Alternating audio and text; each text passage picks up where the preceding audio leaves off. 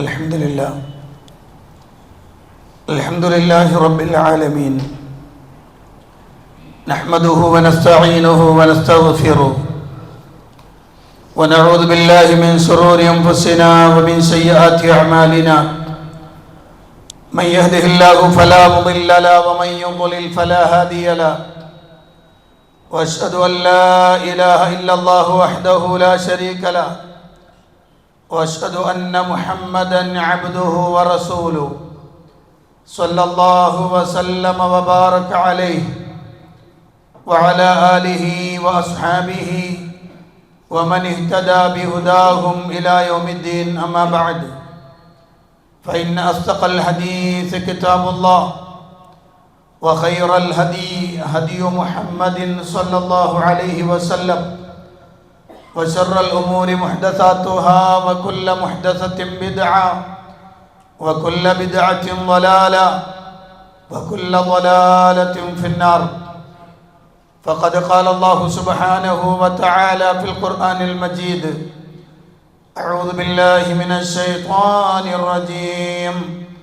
يا أيها الناس اتقوا ربكم الذي خلقكم من نفس واحدة وخلق منها زوجها وبث منهما رجالا كثيرا ونساء واتقوا الله الذي تساءلون به والأرحام إن الله كان عليكم رقيبا.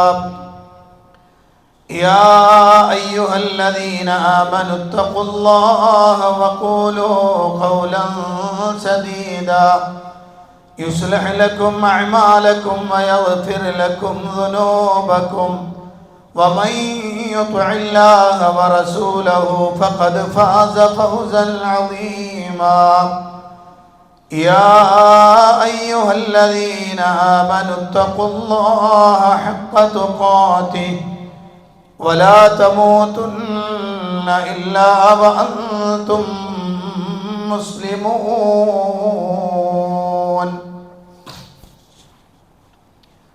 പ്രിയപ്പെട്ട സഹോദരന്മാരെ, സഹോദരിമാരെ, പ്രപഞ്ചനാഥനായ അള്ളാഹുവിൻ്റെ കൽപ്പന നിർദ്ദേശങ്ങൾ ജീവിതത്തിൻ്റെ നിഖില മേഖലകളിലും സൂക്ഷിക്കണമെന്ന് എന്നോടെന്ന പോലെ നിങ്ങൾ ഓരോരുത്തരോടും അതർഹിക്കുന്ന പ്രാധാന്യത്തിൽ, ഗൗരവത്തിൽ ഉണർത്തുകയാണ്. പരിശുദ്ധ റമദാനിൻ്റെ അവസാനത്തെ വെള്ളിയാഴ്ചയിലാണ് നമ്മളുള്ളത്. വളരെ ആഗ്രഹത്തോടെയും സന്തോഷത്തോടെയും നമ്മൾ എതിരേറ്റ പരിശുദ്ധ റമദാൻ നമ്മിൽ നിന്ന് വിട പറയുകയാണ്. ഒരുപക്ഷെ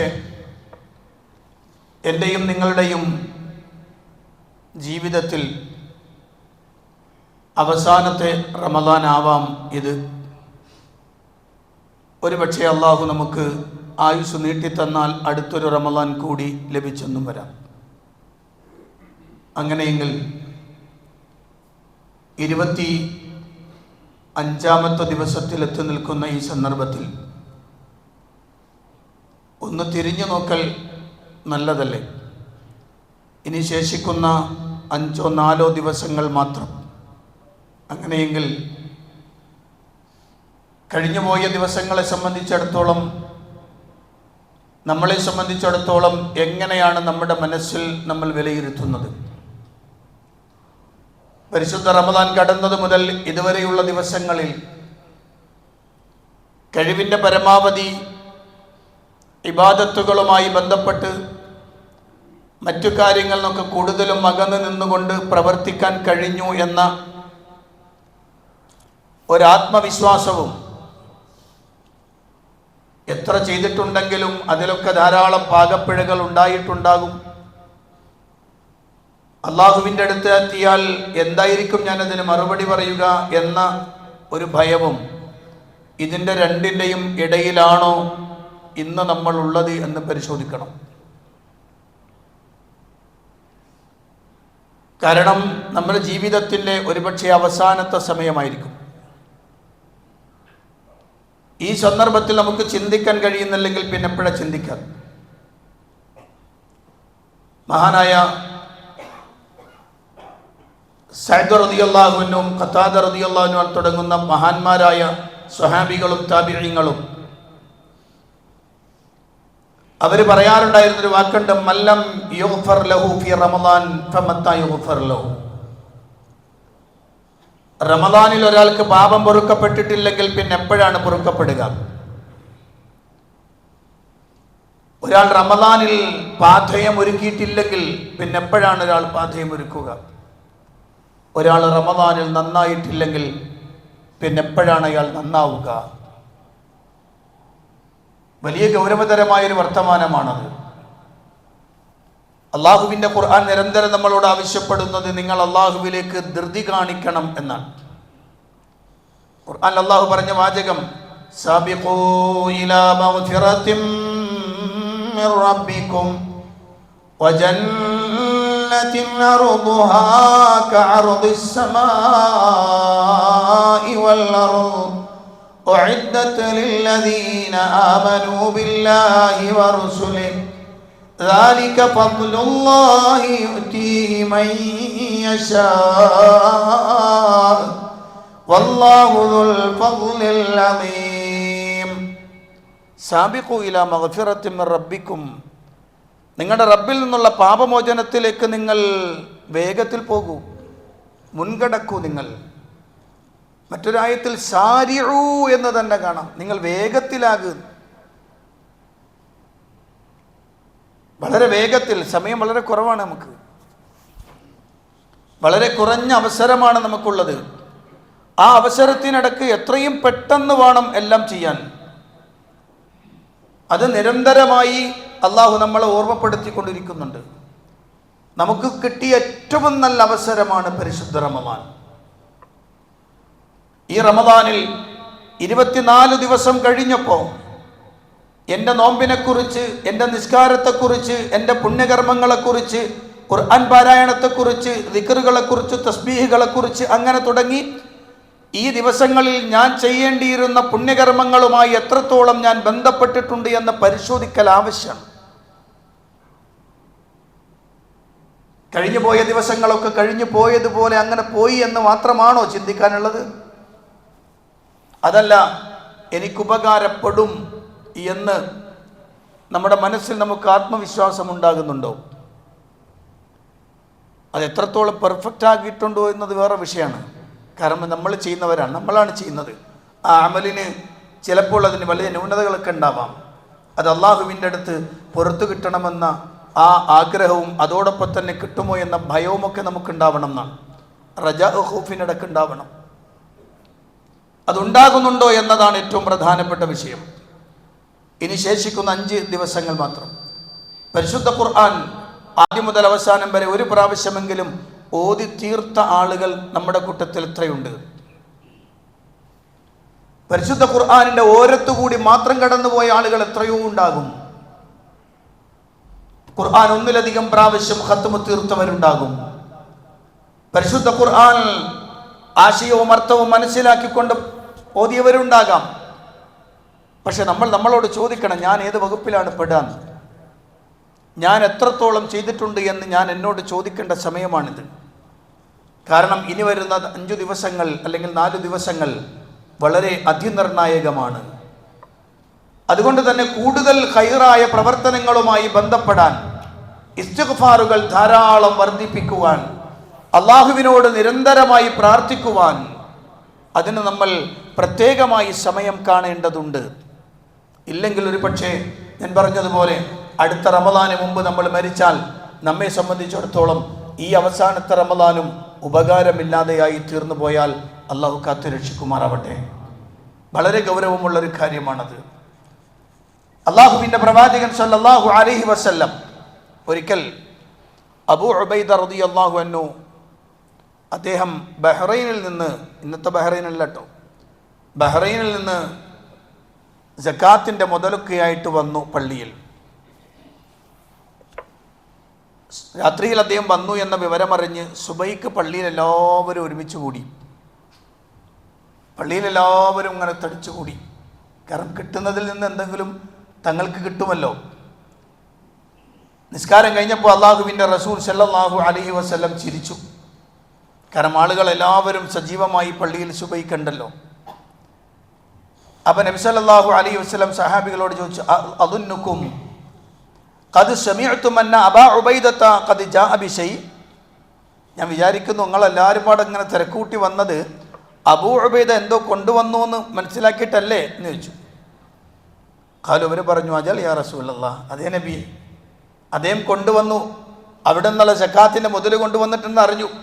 അപ്പോൾ ഞങ്ങൾക്കുള്ളത് കിട്ടുമല്ലോ എന്ന് വിചാരിച്ച് വന്നത് തന്നെയാണ്. ഖാല, അല്ലാഹുവിൻ്റെ റസൂൽ പറഞ്ഞു, ഫഅബ്ശിറൂ വഅമ്മിലൂ മാ യസുറുക്കും, നിങ്ങൾ സന്തോഷിച്ചോളൂ, നിങ്ങൾക്ക് സന്തോഷമുണ്ടാക്കുന്ന രൂപത്തിൽ നിങ്ങളത് ആഗ്രഹിച്ചെടുത്തോളി, കൊണ്ടുപോയിക്കോളി എന്നൊക്കെ റസൂല പറഞ്ഞു. എന്നിട്ട് റസൂല പറഞ്ഞൊരു വാക്ക്, അതാണ് ഞാൻ ഇവിടെ നിങ്ങളോട് പറയാൻ ഉദ്ദേശിക്കുന്നത്. റസൂല പറഞ്ഞു, ഫവല്ലാഹി, അള്ളാഹുവിനെ തന്നെ സത്യം, ലൽ ഫഖ്റ അഖ്ശ അലൈക്കും, ദാരിദ്ര്യത്തെ ഞാൻ നിങ്ങൾക്ക് ഭയപ്പെടുന്നേയില്ല, ദാരിദ്ര്യം നിങ്ങൾക്കുണ്ടാകുമെന്ന് ഞാൻ പേടിക്കുന്നില്ല. വലാകിൻ അഖ്ശ അലൈക്കും, എങ്കിലും ഞാൻ നിങ്ങൾക്ക് ഭയപ്പെടുന്നത് അൻതുബസത അലൈക്കുമുദ് ദുനിയാ, ദുനിയാവ് നിങ്ങൾക്ക് വിശാലമാക്കപ്പെടുന്നതിനെയാണ്.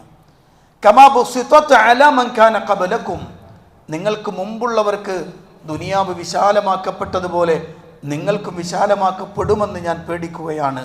അങ്ങനെ വന്നാൽ ഫതനാഫസൂഹ കമാ തനാഫസൂഹ, ആ മുൻഗാമികൾ ദുനിയാവിന് വേണ്ടി കിടമത്സരം നടത്തിയതുപോലെ നിങ്ങളും കിടമത്സരം നടത്തും. വതുഹ്ലികക്കും കമാ അഹ്ലകതുഹും, അവർ നശിപ്പിക്കപ്പെട്ടതുപോലെ അല്ലെങ്കിൽ അവർ നശിച്ചതുപോലെ നിങ്ങളും നശിച്ചു പോകും. അത് മാത്രമാണ് എനിക്ക് പേടിയെന്ന് അള്ളാഹുവിൻ്റെ ഹബീബ് സല്ലല്ലാഹു അലൈഹി വസല്ലം. പ്രിയപ്പെട്ടവരെ, പരിശുദ്ധ റമളാനിൻ്റെ അവസാന സമയങ്ങളിൽ നിൽക്കുമ്പോൾ നിങ്ങളൊന്ന് ആലോചിച്ച് നോക്കൂ. യഥാർത്ഥത്തിൽ നമ്മുടെ ഓട്ടം ദുനിയാവിനെ വിട്ടുപിടിക്കാനുള്ള കിടമത്സരത്തിലൂടെയാണോ, അതല്ല സ്വർഗമെന്ന മഹാനുഗ്രഹത്തെ കൈപ്പിടിയിൽ ഒതുക്കാനുള്ള കിടമത്സരത്തിലാണോ? ആലോചിച്ച് നോക്കണം. മഹാനായ അബ്ദുല്ലാഹി ഇബ്നു റവാഹ റളിയല്ലാഹു അൻഹു, അദ്ദേഹത്തിൻ്റെ ജീവിതത്തെ കരയിക്കുന്ന ചരിത്രത്തിലൂടെ മാത്രമാണ് നമുക്ക് കടന്നു പോകാൻ കഴിയുക. വലിയ കവിയാണ്. അബ്ദുല്ലാഹി ഇബ്നു റവാഹ റളിയല്ലാഹു അൻഹുവിൻ്റെ ജീവിതത്തിൽ നിന്നൊരു ഭാഗം മാത്രം ഞാൻ നിങ്ങളുടെ ശ്രദ്ധയിൽപ്പെടുത്തി ഈ സന്ദർഭത്തോട് യോജിച്ചുകൊണ്ട് പറയാൻ. വലിയ കവിയാണ്. ജാഹിലി കാലത്തും ആളുകൾ ബഹുമാനിച്ചിരുന്ന കവി. മദീനയിലെ അഥവാ മുമ്പത്തെ യസ്രിബിലെ ഏറ്റവും വലിയ പ്രഗത്ഭമായ ഗോത്രമായ ഖസ്റജി ഗോത്രത്തിലെ പ്രഗത്ഭനായ ആൾ. അദ്ദേഹം മൗത്തത്ത് രണാങ്കണത്തിലേക്ക് പോകാൻ അള്ളാഹിൻ്റെ റസൂൽ സല്ലല്ലാഹു അലൈഹി വസല്ലമ സ്വഹാബത്തിനെ തയ്യാറാക്കി. 3000-ഓളം ആളുകൾ, ഏകദേശം 2 ലക്ഷത്തോളം വരുന്ന റോമാ സൈന്യത്തിനെതിരെയാണ് പോരാടേണ്ടത്. 3000 ആളുകൾ. അവിടെ ചെന്നപ്പോഴാണ് റോമാ സൈന്യത്തിൻ്റെ വലിപ്പം കാണുന്നത്. 1 ലക്ഷം പണ്ട്, 1 ലക്ഷം പിന്നാലെ വരാൻ പോകുന്നുണ്ട്. അപ്പോൾ സെയ്ദ് ബിൻ ഹാരിസ് റളിയല്ലാഹു അൻഹു പറഞ്ഞു, എന്നാലേ റസൂലുള്ളാഹിക്ക് നമുക്കൊരു കത്ത് എഴുതാം, ഇങ്ങനെ ആൾ കൂടുതലാണ്, നമ്മുടെ കയ്യിലൊന്നുമില്ല, അതുകൊണ്ട് കുറച്ച് ആൾ ഇങ്ങോട്ട് വിട്ടാലോ. മഹാനായ അബ്ദുല്ലാഹി ഇബ്നു റവാഹ റളിയല്ലാഹു അൻഹു അതേ ചോദിച്ചൊരു ചോദ്യമുണ്ട്. അല്ലയോ ജനങ്ങളെ, നമ്മൾ എന്തിനാ ഇങ്ങോട്ട് വന്നത്? നമ്മൾ വന്നത് ആയുധം കൊണ്ട് പോരാടാനല്ല. ആയുധങ്ങളും എണ്ണങ്ങളും അല്ല നമുക്ക് വലുത്. നമുക്ക് നമ്മുടെ ദീനാണ് വലുത്. ഈ ദീനിനു വേണ്ടിയാണ് നമ്മൾ ഇറങ്ങിയിട്ടുള്ളത്. അതുകൊണ്ട് തന്നെ ഒന്നുകിൽ ഷഹാദത്ത്, അല്ലെങ്കിൽ ഈ ദീനിൻ്റെ വിജയം. ഇതിനപ്പുറത്തേക്ക് ചിന്തിക്കേണ്ടതില്ല. അബ്ദുല്ലാഹി ഇബ്നു റവാഹത്തിൻ്റെ പ്രഖ്യാപനം. അദ്ദേഹത്തിൻ്റെ കവിതകൾ നിമിഷ കവിയായിരുന്നു. ശക്തമായ കവിത. റസൂലുള്ളാഹിൻ്റെ അടുത്തുനിന്ന് യാത്രാമൊഴി പറഞ്ഞ് തിരിച്ചിറങ്ങുമ്പോൾ എല്ലാവരും അദ്ദേഹത്തെ യാത്രയാക്കുന്ന സമയത്ത്, കാരണം റസൂല പറഞ്ഞിട്ടുണ്ട്, സെയ്ദ് ബിൻ ഹാരിസ വീണാൽ അടുത്തത് ജഅഫർ കൊടിയെടുക്കണം, ജഅഫർ വീണാൽ അബ്ദുല്ലാഹി ഇബ്നു റവാഹത്ത് കൊടിയെടുക്കണം, ഉറപ്പാണ്. ഈ 3 ആളുകളും മരിക്കും, ഈ 3 ആളുകളും ഷഹീദാക്കപ്പെടുമെന്നത് ഉറപ്പാണ്. അബ്ദുല്ലാഹി ഇബ്നു റവാഹ പുറത്തേക്ക് ഇറങ്ങുമ്പോൾ റസൂലുള്ളാഹിൻ്റെ അടുത്ത് നിന്ന് ചില ഉപദേശങ്ങളൊക്കെ ചോദിച്ചു, ഉപദേശങ്ങളൊക്കെ പറഞ്ഞ് പുറത്തേക്ക് ഇറങ്ങുമ്പോൾ അദ്ദേഹം കരയാൻ തുടങ്ങി. ആളുകളൊക്കെ കൂടി, എന്തിനാ നിങ്ങൾ കരയുന്നത്, എന്തിനാ നിങ്ങൾ കരയുന്നത്? അദ്ദേഹം പറഞ്ഞു, ഞാൻ കരയുന്ന ഒരൊറ്റ കാര്യം ആലോചിച്ചിട്ടാണ്. യുദ്ധത്തിന് പോവുകയാണ്, ഒരുപക്ഷെ അള്ളാന്റെ റസൂൽ പറഞ്ഞതുപോലെ ഞാൻ ഷഹീദാക്കപ്പെട്ടേക്കാം. അങ്ങനെ വന്നാൽ റസൂലുള്ള പറഞ്ഞൊരായത്ത് ഞാനിപ്പോൾ ഓർക്കുകയാണ്,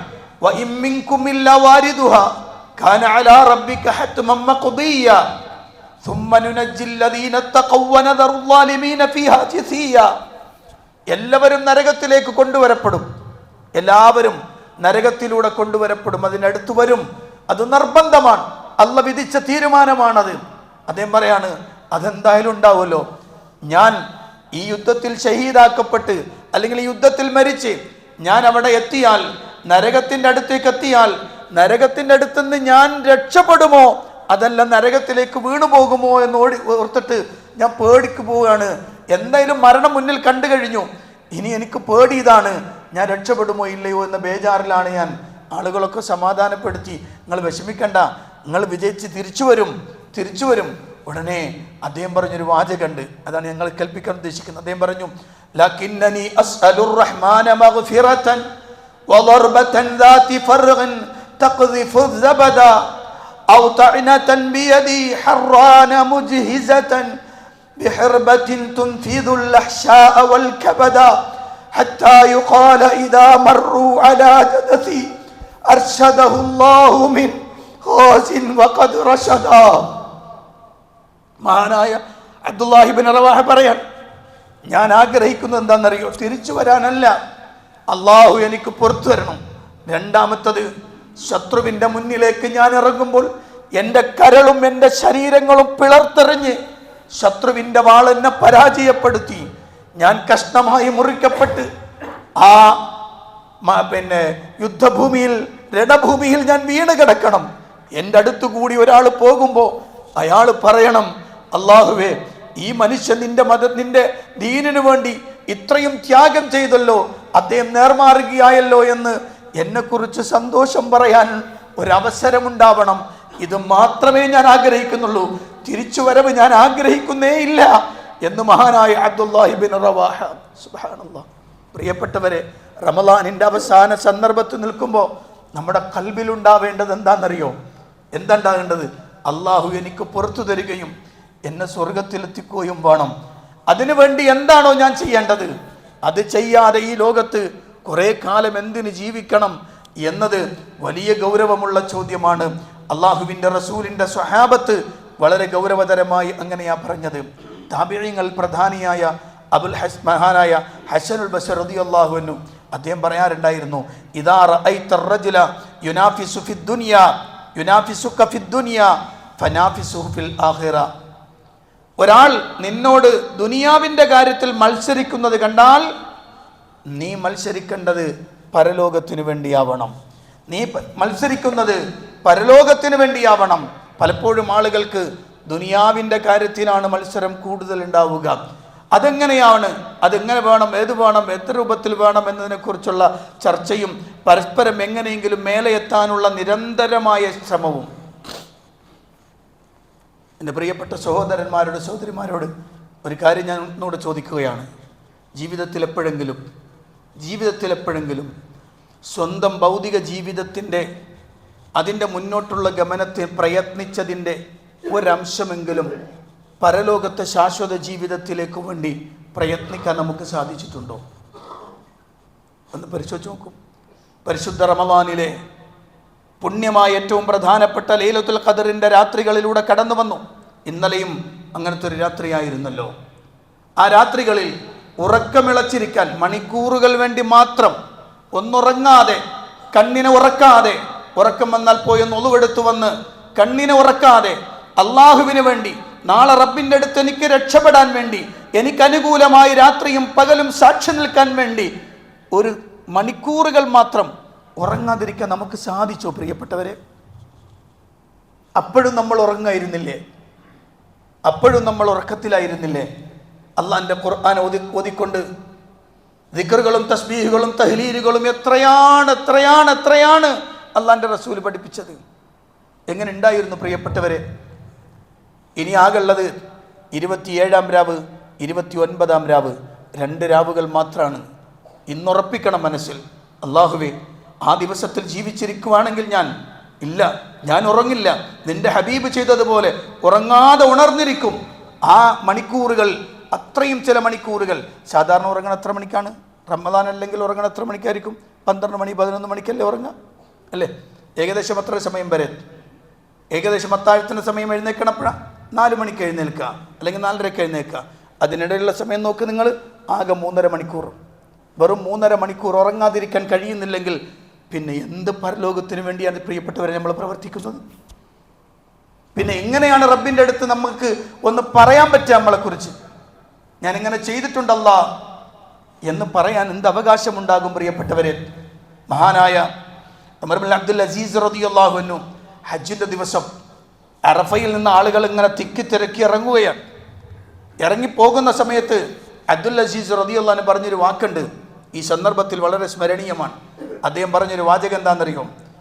ലൈസ സാബിഖുൽ യൗമ മൻ സബഖ ബഈറഹു ഇന്നമ സാബിഖു മൻ ഗഫറല്ലാഹു ലഹു.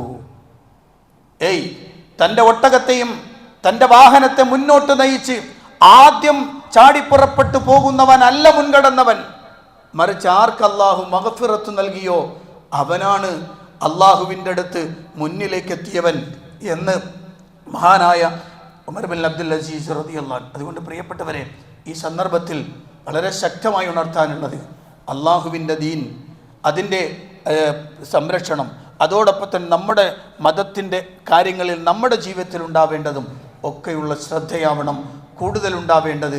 ഇനിയുള്ള സന്ദർഭങ്ങളിൽ അതായിരിക്കണം ശ്രദ്ധിക്കേണ്ടത് എന്നുണ്ടെത്തുന്നു. അള്ളാഹു അനുഗ്രഹിക്കുമാറാവട്ടെ. അൽഹംദുലില്ലാഹി റബ്ബിൽ ആലമീൻ, അസ്സലാത്തു വസ്സലാമു അലാ അശ്റഫിൽ അംബിയാഇ വൽ മുർസലീൻ നബിയ്യനൽ ഹബീബ് മുഹമ്മദിൻ സ്വല്ലല്ലാഹു അലൈഹി വസല്ലം വഅലാ ആലിഹി വസഹ്ബിഹി വമൻ തബിഅഹും ബിഇഹ്സാനിൻ ഇലാ യൗമിദ്ദീൻ. അമ്മാ ബഅദ്. فقد قال الله سبحانه وتعالى في القرآن المجيد يا أيها الذين آمنوا اتقوا الله حق تقاته ولا تموتن إلا وأنتم مسلمون. പ്രിയപ്പെട്ട സഹോദരന്മാരെ, സഹോദരിമാരെ, അള്ളാഹുവിൻ്റെ കൽപ്പനകൾക്കനുസരിച്ച് ജീവിക്കണമെന്ന് ഒരിക്കൽ കൂടി എന്നോടും നിങ്ങളോടും ഉണർത്തുകയാണ്. പരിശുദ്ധ റമദാനിൻ്റെ പരിസമാപ്തി കുറിക്കപ്പെടുമ്പോൾ നമുക്കെല്ലാവർക്കും നിർബന്ധമാകുന്നത്, എല്ലാ മുസ്ലിമും, അത് വലിയ ആളെന്നോ ചെറിയ ആളെന്നോ വ്യത്യാസമില്ല, ഒരു കുടുംബത്തിലെ മുഴുവൻ ആളുകൾക്കും നിർബന്ധമാകുന്നതാണ് ഫിത്ർ സക്കാത്ത്. സായാണ്, ഒരു സാ ആണ് കൊടുക്കേണ്ടത്. അത് അരിയാണ് നമ്മുടെ നാട്ടിൽ കൊടുക്കുക. ഒരു സാ എന്ന് പറയുമ്പോൾ അളവ് വ്യത്യാസം പല രൂപത്തിലും വരാറുണ്ട്. എന്തായാലും 2,500 മുതൽ ഏകദേശം 3 വരെയൊക്കെ കണക്ക് പറയാറുണ്ട്. അല്ലെങ്കിൽ 2,300 മുതൽ 3 വരെ പല അളവുകളിലും വ്യത്യാസപ്പെടുത്തിക്കൊണ്ട് ആളുകൾ പറയാറുണ്ട്. അതാണ് ഒരാൾ അയാളുടെ വിഹിതമായി നൽകേണ്ടത്. അത് ഫഖീറുമാർക്ക് കൊടുക്കണം. അള്ളാഹുവിൻ്റെ പ്രവാചകൻ്റെ സ്വഹാബത്ത് പറഞ്ഞ കുന്നാ നുഖ്രിജു സക്കാത്തുൽ ഫിത്ർ സാഅൻ മിൻ തംറിൻ ഔ സാഅൻ മിൻ സബീബിൻ തുടങ്ങുന്ന ഹദീസിൽ കൃത്യമായി പറഞ്ഞത് കാണാം. ഒരു സാഅാണ് കൊടുക്കേണ്ടത്. അത് പാപങ്ങൾക്ക് എത്തിച്ചു കൊടുക്കുകയാണ് വേണ്ടത്. തുഹറത്തുൽ ലിസ്വാഇമി വതഅമത്തുൽ ലിൽ മസാക്കീൻ എന്നാണ് ഹദീസിൽ. നോമ്പുകാരനെ ശുദ്ധീകരിക്കാനും പാവപ്പെട്ടവനുള്ള ഭക്ഷണവുമാണ് എന്നാണ്. അതേസമയത്ത് അന്ന് ജീവിച്ചിരിക്കുന്ന മുഴുവൻ ആളുകൾക്കും വേണ്ടി ഓരോ കുടുംബനാഥനും നൽകേണ്ടുന്ന നിർബന്ധ ബാധ്യതയാണത്. അന്നത്തെ ചിലവും അഥവാ പെരുന്നാളിൻ്റെ ചിലവും, അന്നത്തെ ഭക്ഷണം, വസ്ത്രം, ആ ചിലവ് കഴിച്ച് ബാക്കിയുള്ള ആളുണ്ടെങ്കിലാണ് എന്ത് ചെയ്യേണ്ടത്? സക്കാത്തുൽ ഫിത്ർ കൊടുക്കേണ്ടത്. അത് അല്ലാഹു റസൂൽ സ്വല്ലല്ലാഹു അലൈഹി വസല്ലമ ചര്യയാക്കി കാണിച്ചു തന്നതാണ്. നമ്മളിവിടെ അതിന് 90 രൂപയാണ് നിശ്ചയിച്ചിട്ടുള്ളത്. അവർ പൈസ അടച്ചാൽ എത്ര അംഗങ്ങളുണ്ടോ അതിനനുസരിച്ച് 90 രൂപ വെച്ച് കൂട്ടാം. അത്രയും അംഗങ്ങളുടെ പൈസ എത്തിച്ചു കൊടുത്താൽ അരി വാങ്ങും. എല്ലാവർക്കും, പാവങ്ങളായ ആളുകൾക്ക് എത്തിച്ചു കൊടുക്കുന്ന ഒരു സംവിധാനം ഇവിടെ ഉണ്ട്. അത് ഉപയോഗപ്പെടുത്താവുന്നതാണ്. അതോടൊപ്പം തന്നെയാണ് പെരുന്നാൾ ഈദ്ഗാഹുകളാണ് അതിനുവേണ്ടി തിരഞ്ഞെടുക്കേണ്ടുന്ന പ്രധാനപ്പെട്ട ഇടം. മുസല്ലകളാണ്. അതിന് കഴിഞ്ഞിട്ടില്ലെങ്കിൽ എന്തെങ്കിലും തടസ്സങ്ങളോ മഴയോ മറ്റെന്തെങ്കിലും പ്രയാസങ്ങളോ ഉണ്ടായാൽ പള്ളികളാണ് പിന്നെ ഉപയോഗപ്പെടുത്തുക. ഈദ്ഗാഹുകളിലേക്ക് രാവിലെ നേരത്തെ പോകണം. പെരുന്നാളിൻ്റെ തീരുമാനമായി കഴിഞ്ഞാൽ, ഹിലാൽ തീരുമാനിച്ചാൽ അവിടെ മുതൽ തക്ബീർ തുടങ്ങണം. ഈദ്ഗാഹിലെത്തുന്നത് വരെ, നിസ്കാരത്തിലെത്തുന്നത് വരെ, നിസ്കാരം തുടങ്ങുന്നത് വരെ ആ തക്ബീർ വർദ്ധിപ്പിച്ചുകൊണ്ടേയിരിക്കുക. റമദാൻ കഴിഞ്ഞു വരുന്ന പെരുന്നാളായതുകൊണ്ട് തന്നെ രാവിലെ എന്തെങ്കിലും ഭക്ഷണം കഴിച്ചുകൊണ്ടായിരിക്കണം മുസല്ലകളിലേക്ക് അല്ലെങ്കിൽ പള്ളികളിലേക്ക് പുറപ്പെടേണ്ടത്. നബി സല്ലല്ലാഹു അലൈഹി വസല്ലം 7 ഈത്തപ്പഴം 7 കാരക്ക കഴിച്ചുകൊണ്ടാണ് വന്നിരുന്നത് എന്ന് കാണാം. അത് ചെറിയ പെരുന്നാളിന് പ്രത്യേകം സുന്നത്താണ്. നല്ല കുപ്പായങ്ങളിട്ട് സുഗന്ധങ്ങൾ പൂശി തക്ബീർ ധ്വനികളോടെയാണ് ഈദ് മുസല്ലകളിലേക്ക് വരേണ്ടത്. വരുന്ന വഴിയിലൂടെയല്ല തിരിച്ചു പോകേണ്ടത്. പോകാനും വരാനും 2 മാർഗങ്ങൾ നബി സല്ലല്ലാഹു അലൈഹി വസല്ലം സ്വീകരിച്ചതായി ഹദീസിൽ കാണാം. അങ്ങനെ അതൊരു പ്രവാചക ചര്യയായി തന്നെ പഠിപ്പിക്കപ്പെട്ടത് നമുക്ക് കാണാൻ കഴിയുന്നുണ്ട്. ഈദ്ഗാഹിൽ വളരെ ഗൗരവത്തോടു കൂടി തന്നെയാണ് എത്തിച്ചേരേണ്ടത്. നമ്മുടെ ഇവിടുത്തെ ഈദ്ഗാഹ് നമ്മുടെ ബസ് സ്റ്റാൻഡിൻ്റെ ഭാഗത്താണ്. അഥവാ ബസ് സ്റ്റാൻഡ് മുകൾ ഭാഗത്തായിരിക്കും. ഇൻഷാ അല്ലാഹ് 7 മണിക്കാണ് ഈദ് നമസ്കാരം ഉണ്ടാവുക. മുസല്ലയും എടുത്തുകൊണ്ട് തയ്യാറായി വരണം. വുളു എടുത്തുകൊണ്ട് വരലാണ് ഏറ്റവും നല്ലത്. കാരണം അതിനുള്ള സൗകര്യങ്ങൾ പലപ്പോഴും അവിടെ ഉണ്ടാവാറില്ലല്ലോ. അതുകൊണ്ട് തന്നെ വീട്ടിൽ നിന്ന് പോരുമ്പോൾ മുസല്ലയും എടുത്ത് വുളുവും എടുത്തുകൊണ്ട് തന്നെ വരണം. എല്ലാവരും വരണം. ആണും പെണ്ണും കുഞ്ഞും കുട്ടിയും എല്ലാവരും, എത്താൻ കഴിയുന്നവരൊക്കെ വരണം. ഹൈലും നിഫാസുമുള്ള സ്ത്രീകൾ സാധിക്കുമെങ്കിൽ അവർക്കും വരാവുന്നതാണ്. വന്നാൽ അവർ നിസ്കാരത്തിൽ പങ്കെടുക്കേണ്ടതില്ല. വല്യശദിനൽ ഖൈർ, നന്മയിൽ അവർ പങ്കാളികളാവട്ടെ, സാക്ഷികളാവട്ടെ എന്ന് അല്ലാഹു റസൂൽ പറഞ്ഞത് കാണാം. അതുകൊണ്ട് തന്നെ ആ സന്ദർഭം ഉപയോഗപ്പെടുത്തണം. അതിലേക്ക് എത്താൻ കഴിയുന്ന ആളുകൾ അവർക്കൊക്കെ ആ ഖൈറിൽ എത്തിപ്പെടാൻ കഴിയണം. അപ്പോൾ നല്ല വസ്ത്രങ്ങൾ, പുതുവസ്ത്രങ്ങൾ ധരിച്ച് നല്ല സുഗന്ധങ്ങൾ പൂശി അങ്ങനെയാണ് ഈദ്ഗാഹിലേക്ക് വരേണ്ടത്. അതൊരു സന്തോഷത്തിൻ്റെ, ആഹ്ലാദത്തിൻ്റെ സന്ദർഭമായതുകൊണ്ട് തന്നെ അതെല്ലാം നമ്മുടെ കൽബുകളിൽ, നമ്മുടെ കുടുംബത്തിലുണ്ട് എന്ന് നമ്മൾ ഉറപ്പിക്കുകയും വേണം എന്നതാണ് ഉണർത്താനുള്ളത്. പ്രിയപ്പെട്ട സഹോദരന്മാരെ, സഹോദരിമാരെ, പരിശുദ്ധ റമദാൻ അവസാനിച്ചു കഴിഞ്ഞാൽ, ഈ പെരുന്നാളും കഴിഞ്ഞാൽ പിന്നെ നമ്മൾ പൂർണ്ണമായും എന്താണോ റമദാനിൽ ചെയ്തത് അതേ രൂപത്തിൽ തന്നെ ചെയ്തുകൊണ്ട് മുന്നോട്ട് പോകാൻ ശ്രദ്ധിക്കണം. അതല്ല പെരുന്നാളോടുകൂടി എല്ലാം ഇട്ടെറിഞ്ഞു പോകുന്ന അവസ്ഥ ഒരിക്കലും ഉണ്ടാവരുത് എന്നുകൂടി ഉണർത്തുകയാണ്. അള്ളാഹു അനുഗ്രഹിക്കുമാറാവട്ടെ. ഇന്ന് നമുക്ക് 2 സ്വതക്കകളാണ് പറയാനുള്ളത്. ഒന്ന് നമ്മുടെ ഈ പള്ളിക്ക് വേണ്ടിയിട്ടുള്ള സ്വതക്കയാണ്. നമ്മുടെ പള്ളിക്ക് വേണ്ടി, അതിൻ്റെ പ്രവർത്തനങ്ങൾക്ക് വേണ്ടിയിട്ടുമുള്ള, ദൈനംദിന നടത്തിപ്പിന് വേണ്ടിയിട്ടുമുള്ള സ്വതക്കയാണ് ഇന്ന് നമ്മൾ സ്വീകരിക്കുന്നത്. ഒന്നാമത്തത്, അത് നമ്മുടെ ഇവിടെ തന്നെ ബക്കറ്റ് ഉണ്ടാകും, അതിലേക്ക് നിങ്ങളത് സ്വതക്കകൾ നിക്ഷേപിക്കുക. മറ്റൊന്ന്, നമ്മുടെ ചങ്കുവട്ടി കോഴൂർ റോഡിൽ പ്രവർത്തിച്ചു കൊണ്ടിരിക്കുന്ന കനിവ് പെയിൻ ആൻഡ് പാലിയേറ്റീവ് അസോസിയേഷൻ, അതിൻ്റെ പ്രവർത്തനങ്ങൾക്ക് വേണ്ടിയിട്ട് ആണ് അടുത്ത സ്വതക്ക. അഥവാ നമ്മൾ പുറത്ത് അതിൻ്റെ ആളുകളുണ്ടാകും. നമ്മൾ ചെയ്യാവുന്നിടത്തോളം സ്വതക്ക പരിശുദ്ധ റമദാൻ അവസാനത്തെ വെള്ളിയാഴ്ചയാണ്, ചെയ്യാൻ കഴിയുന്ന രൂപത്തിൽ ചെയ്യാം. ധാരാളം പ്രവർത്തനങ്ങൾ അവർ ചെയ്തുകൊണ്ടിരിക്കുന്നുണ്ട്.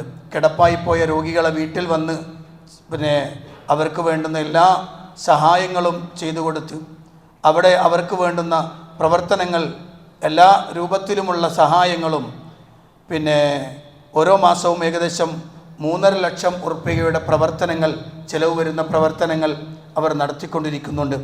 അതുകൊണ്ട് തന്നെ യാതൊരുവിധ മറ്റു സഹായങ്ങൾ, സർക്കാരിൻ്റെയോ മറ്റേതെങ്കിലും വകുപ്പുകളുടെയോ ഒരു സഹായവും അവർക്ക് ലഭിക്കുന്നില്ല.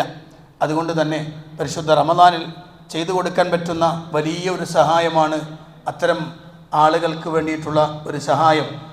അള്ളാഹുവിൻ്റെ പ്രീതി കാംക്ഷിച്ചുകൊണ്ട് ചെയ്യുന്ന അത്രയും പ്രവർത്തനങ്ങളിൽ നമ്മൾ കൂടി ചേർന്ന് നിൽക്കുക എന്നത് വളരെ പ്രധാനപ്പെട്ട ഒരു കാര്യമാണ് എന്നതുകൊണ്ട് തന്നെ ഏറെ ഗൗരവത്തോടു കൂടി തന്നെ അതിനെ കാണണമെന്നാണ് ഉണർത്താനുള്ളത്. അല്ലാഹു സുബ്ഹാനഹു വ തആല ഏറെ പ്രവർത്തനങ്ങളിൽ ഖൈറായ കാര്യങ്ങളിലെല്ലാം കൂടെ നിൽക്കാൻ അല്ലാഹു നമ്മെ അനുഗ്രഹിക്കുമാറാവട്ടെ. പ്രവർത്തനങ്ങൾ സ്വീകരിക്കുകയും അർഹമായ പ്രതിഫലം തന്ന് അനുഗ്രഹിക്കും ചെയ്യുമാറാവട്ടെ.